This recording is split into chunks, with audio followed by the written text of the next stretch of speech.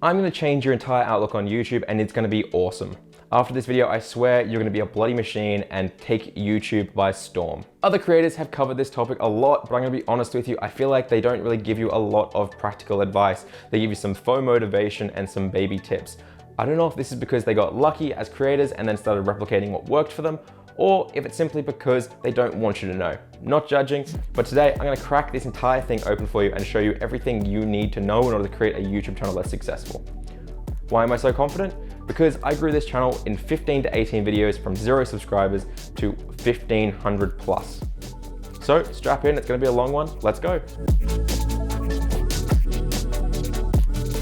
Hey everybody, my name is Eljay from streamscheme.com. I'm also a variety streamer over at twitch.tv/Eljayem_, and today I'm gonna show you how to actually grow a successful YouTube channel from nothing. I'm gonna cover the entire process from start to finish, coming up with ideas, targeting videos, uploading them, releasing them, sharing them. I'm gonna cover what are good signals in the algorithm and everything you need to know. And if you're wondering if this actually works, take this channel as an example for you. I started uploading content once a week to this channel July 2020. By October 2020, it had over 1,000 subscribers, which is the minimum subscriber amount you need to monetize a channel. As of writing this script, we're bringing in 100 plus subscribers a day, and we have over 5,000 hits coming in a day as well. This video is like an introduction into multiple years worth of testing. Everything today I've worked on, tested, and used on YouTube channels. They've both failed and succeeded, and overall, this is the things that I think are important. As I said, it's gonna be a long one, so check out those time codes in the description and grab a coffee. But let's get into it. For this entire video and this entire core to work, I have to have 3 assumptions about your content. These are the 3 core pillars I think you need in order for a YouTube channel to be successful. First, high production value. Is the audio and visual of your content good? Is it listenable? Is it watchable? Is it high production value? Second, is it valuable content? Does it make someone laugh? Does it answer a question? Does it provide value to someone other than the content creator? If my videos only gave me value because you watched them, then that is not going to be a YouTube video that grows. It has to provide value to the watcher. And finally, consistency. Are you releasing at least 1 video a week that is in the same category and vein? As in, you don't want to be creating makeup tutorials one week and then next week doing how to repair a monster truck engine. That just doesn't create consistency in your channel. Your subscribers need to know what's coming next week and what to expect. So those are my 3 pillars, and that is my assumption. For this to work, you need to be doing those 3 things on your channel. Okay, so the number 1 rule of growing a YouTube channel from 0, search intent. This is the reason why I don't tell new streamers to start channels for VODs and highlights, because nobody is searching for VODs and highlights of a creator who doesn't have an audience yet. It's wasted energy to create a VOD and highlight channel when you have 0 subscribers and a very small following on another platform. If you don't have an audience yet, then you need to find an audience by understanding what they are looking for and searching for online. Search intent. This is most easily done when you look at education content. What I'm doing with this channel, for example. I use common sense and search tools to find out what is being searched online and what people need answers to. I then create content targeting that intent and creating value for them. Simple, right? No. The reason it isn't simple is because there are 2 more layers to search intent. First is search competition, and second is search volume. Now, both of these things can be seen roughly if you use the vidIQ extension. I really would recommend getting it for your Chrome browser or whatever browser they have. There's a link in the description. Search competition means the amount of people who are creating content for these questions and queries and terms on YouTube. Search volume are how many people are actually searching for it. Often the higher the volume, the higher the competition. The lower the volume, the lower the competition. Not many people go after low volume stuff, but this is where you're gonna target first on YouTube. This is my core concept to starting a YouTube channel. I create content towards these low to medium search volume areas because the competition there is lower. And the lower the competition means the higher in the search results I will appear for a query. Now I know what you're hearing. So LJ, does that mean I have to do stream coaching and stream education videos? I don't wanna do that. Often I see other creators say, well, VODs and highlights are oversaturated, so you should do stream coaching advice if you want to grow as a streamer. But LJ, I don't want to do stream coaching videos. They're kind of boring and I don't know much about it. Yeah, I 100% agree. You shouldn't do stream coaching advice unless you've already built an audience on Twitch.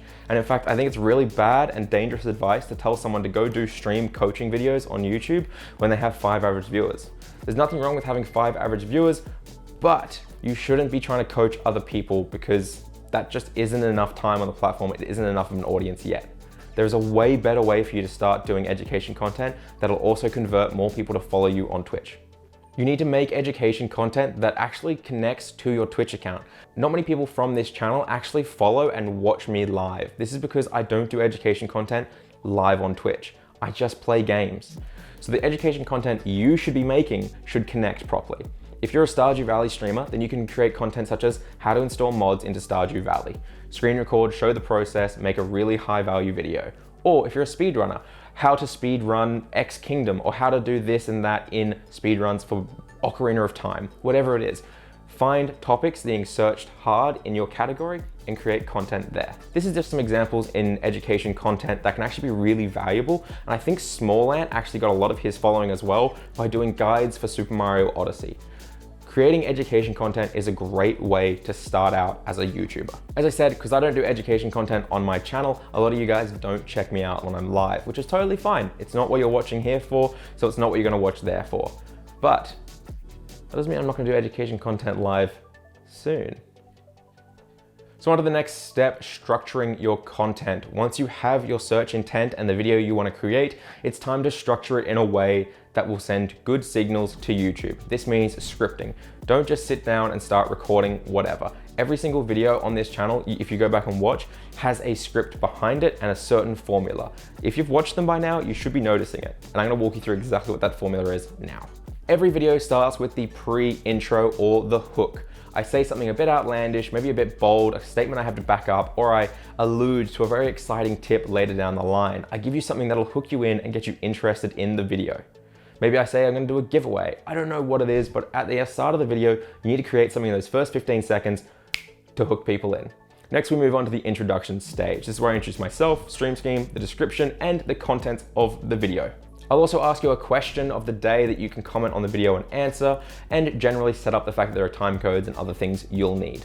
In these first two sections, the hook and the intro, I'll also establish all of the content that is gonna be in this video. I'll allude to it in the future. This is called a content loop, and I'm gonna get into what a content loop is properly later in the video. Do you see what I did there with a content loop? Don't worry about it, you'll get it. The next step is the meat and potatoes, the content, the valuable thing the person has come to the video for. If I'm doing a tutorial that's step by step, I call this step 1, and I talk about what they have to do. Maybe it's like setting up their Discord properly or something like that. I'll also allude to what's coming up next, another loop if I can, because that'll mean that people are constantly waiting for the next step of the video. I'll move on from this tip to the next step or whatever it is, and I'll do it again, the exact same process, add a loop. Then I have what's called my mid-video CTA. This is a section where I take a moment to ask you, the viewer, to comment, like, subscribe, check out my other content. A mid-video CTA is incredibly effective and incredibly important for your video. By now, people have a feel for if they like the content, and they're more likely to subscribe at this stage. I find the mid-video CTA is more valuable than the start video CTA, even though most YouTubers will start a video by saying only 12% of you are subscribed. That number's never gonna change, by the way, YouTubers. The more subs you get, the more views you get. The percentage isn't changing. Don't be fooled. After the mid-video CTA, we move on to part C and part D. These are more tips, more steps in the tutorial. Continue to loop your content and continue to make sure it's valuable content, answering the questions. The final step is the outro, and this is incredibly important. Do not ramble in your outro. Do not say, this is the end of the video, or with that out of the way, this is the end, or we're wrapping up here. Do not allude to the end of the video whatsoever, because people will click away instantly. You do not want them to do this because it adds 15, 20 seconds on your outro that people aren't watching. It'll lower your retention rate. You need to be short, precise, snappy, and include another call to action. Say something like, with that out of the way, you should be handling your Discord set up perfectly. If you like this content, subscribe, check out my other stuff, leave a like, and don't forget to answer the question of the day. I'll see you guys tomorrow. Cut. Don't ramble on too long. This is the overall structure I use for every single video. It really works for me. However, you need to, for your videos, learn to read your audience retention graph. When you release a video a few days later, it'll show you the retention rate of all the people who have watched your video. You can go through and read that, and it's actually quite easy to see where people leave your video.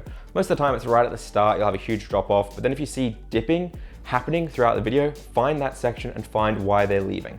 But why do I include all of the things I've just talked about in my structure?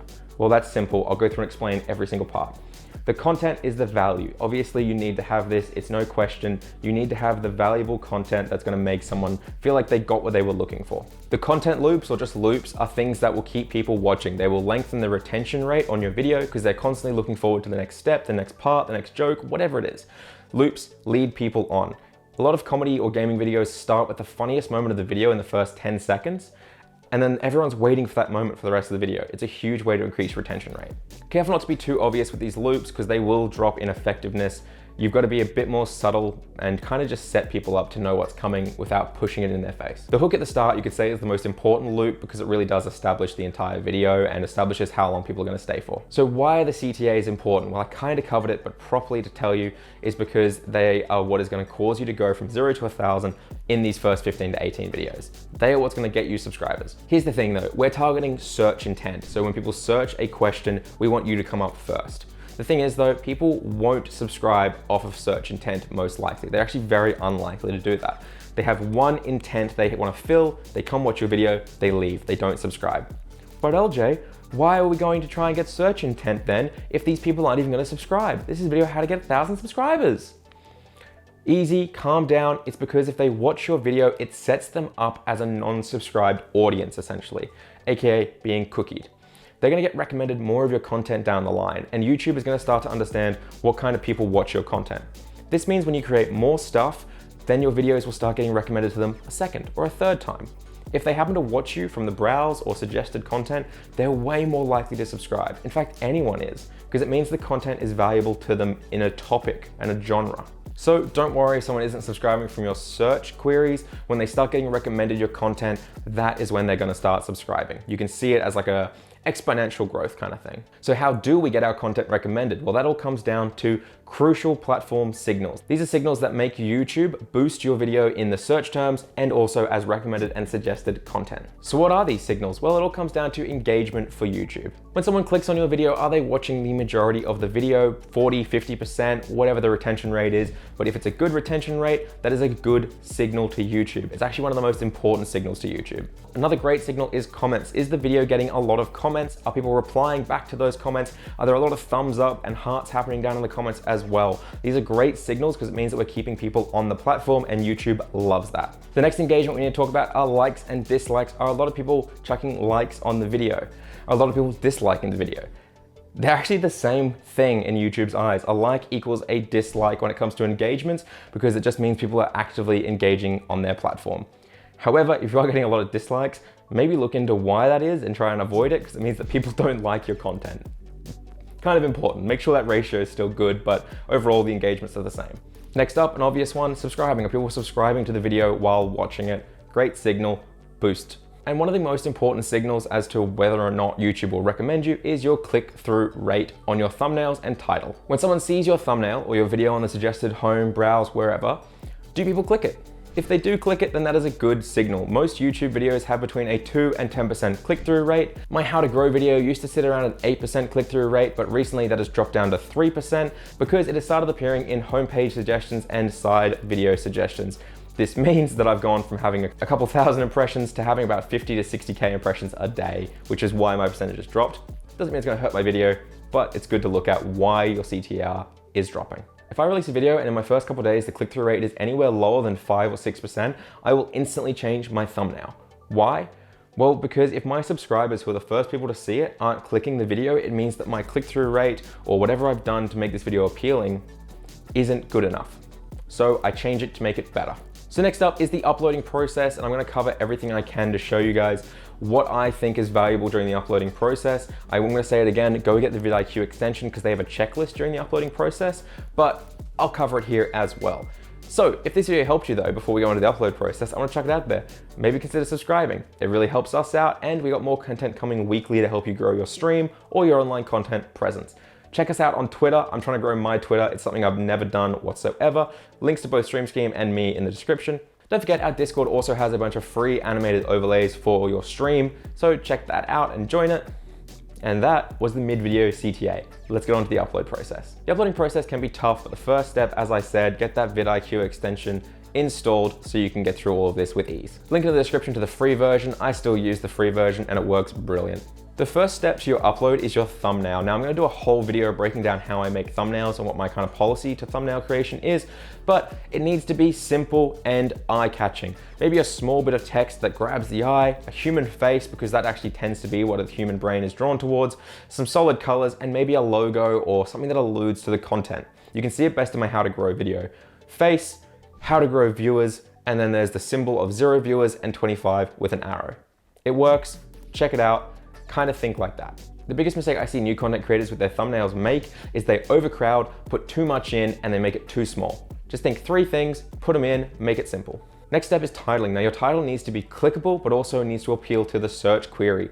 For example, if you're gonna create content about how to install mods in Stardew, like I said before, that's quite easy. The title would be, how to install mods in Stardew Valley. That's the query, that's the search term. Chuck that your title. But to make it more clickable, you can chuck on the end in all caps, fast, or in under 5 minutes. Things like that will make the video more clickable as well. Next up is tags. Now, because you're quite new and I don't want you thinking too heavily into your tags, the best thing you can do is search the query you're going after, how to install mods in Stardew Valley, and then use the vidIQ extension to see the tags on your competitors' videos and see what they're ranking for. You can use this to inform you for what is actually being searched and create your tags from there.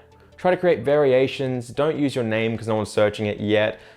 Fill out the 500 characters and just do your best. Next step is your description. Now, I put a lot of work into my description template. I've been working on it for a very long time, and I think it helps a lot to have a good description to get higher in the search results. Feel free to use mine as a template, but I'm gonna walk you through why I do what I do in my description. The first thing I have is my opening paragraph, 100 to 150 characters that in a natural, talkative way explains what this video is gonna be about. I try and include most of my keywords here, as I said, in a talkative way, not in just a spammy way. So for example, my opening paragraph could be, today I'm gonna show you guys how to install mods into Stardew Valley, including SMAPI and a few other steps. That gives me my entire titles, keywords, in my first sentence. I then go on to add a few more things about what we're covering and set up the video. I then have what I call my crucial links. This is the links to my Twitch channel, a link to subscribe, a link to anything that they need from the video.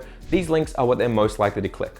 Next, I take one of the main meat and potato parts of my script and I repose it as a question. So I say something like, how do I install SMAPI into Stardew before I do the mods? And then I'll write out the entire step-by-step process there. I think having the question is very, very important to other parts of your search term, and the extra text will fill out your keywords as well. Next up, you have your time codes. Now you want to mimic exactly how I've done mine, but obviously change out the times and change out the titles. The more you can phrase your time codes to fill out your keyword variations is also helpful. You'll see on my CloudBot one, I actually pretty much just pose the constantly asked questions as my time codes. It really helps for the SEO. Then I pose another big question and I answer it as well. Now, I've been heavily debating whether or not I would tell you about this secret weapon, but I promised you I'd show everything to you. So the next step after the big question is I include this little paragraph. I say something like, this video is inspired and similar to, and then I insert 2 content creators who are in the same vein as mine, who I really think are valuable. And then I say it's also heavily inspired by another 2 content creators. I don't know fully if this works, however, I do know that when I started doing this, my content was being suggested on the side of these content creators more and more. Don't look at me like that, I'm a man of science and I'm just saying try it out. After that, it's the rest of my links and socials and everything like that. You can check them out, maybe follow us on Twitter. That wasn't subtle. Inside these links are also mostly playlists, so I'll say like other content that could be interesting to you, and it'll be a playlist rather than a single video because I want people to click and watch my entire Streamlabs playlist, not just one video. Get it? Then finally, at the very end is the 3 most crucial parts to this description as well. Your hashtags. At the very end, the last thing in your description, you want to put your 3 hashtags that align best with your content. For this video, hashtag YouTube, hashtag growth, hashtag guide. Simple, easy. However, in the upload process, you're also going to have 2 steps later on called recording date and recording location. Do not set a recording location, it'll get rid of your hashtags, but when you set your recording date, set it to be recent, even the day of uploading. It should help. For all the links in your description, I recommend getting a Bitly account. You can get them for free, learn how to shorten your links and learn how to track their clicks. It's all through the Bitly account. Look it up. I can also do a video if you're curious. There's no reason to have links in your description if you don't even know if they're getting clicked on. Data. It's all about getting that data of what people are interested in. You'll want to add your new video to a playlist, even if it's the only thing in that playlist, because it's super important. You want to add end screens that ask people to subscribe, as well as show off 2 other videos. Be careful to place those properly or else people are going to get annoyed and just ignore them if they come up too soon. Add cards and add custom text to those clickable cards. For example, a card that says in all caps, free Twitch overlays is very clickable and they're available now. This is a terrible winking joke. Once the video is actually up, don't forget to go back and change the automatic subtitles that get added to it to be manual. Go through, make sure any big mistakes are fixed up. It helps in the YouTube SEO, but it also is just a good thing to do for the hearing impaired. Come on guys, it takes a little bit of time, but at least fix up your subtitles. Next, head to your video and comment on your own video with a link that'll let the person subscribe, ask them a question, and generally just make sure there's some sort of comment there first. Like, favorite, and pin that comment to your thing as well so it appears at the top. Just trust me on it, it's important to do. Finally, sharing the video out into the world, and that brings us to our next step. When you share a video outside of YouTube and it gets views, these are called external signals. YouTube's official position on this is that external signals will help a video in the first few days and to kickstart the overall growth, but after that, it's how people engage with it in suggested and recommended that really decides whether or not the video is going to continue to be recommended on YouTube. Interestingly enough, different social media has different signals and will affect your video differently as far as I've found. For example, Facebook, if you get likes, those actually will come across as signals on YouTube. If you get views from there, of course, they're the same. If you get shares, it helps. This is the same with Twitter as well. Likes and retweets will really help you. But Reddit upvotes won't do anything other than get you more views. However, if you do get more views on Reddit and they watch the entire thing, that helps as well. Discord is considered a direct link, meaning that if you post it in your Discord community, it'll come up as this video has been linked directly to someone else and they've watched it.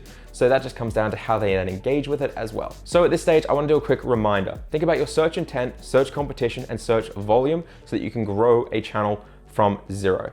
Make sure you do CTAs and structure your content so that people watch the entire thing, and then carefully consider the signals that you're sending to YouTube in order for it to be recommended. The crucial signal I want you guys to remember is retention rate and click-through rate. When someone clicks your video, are they watching the majority of it?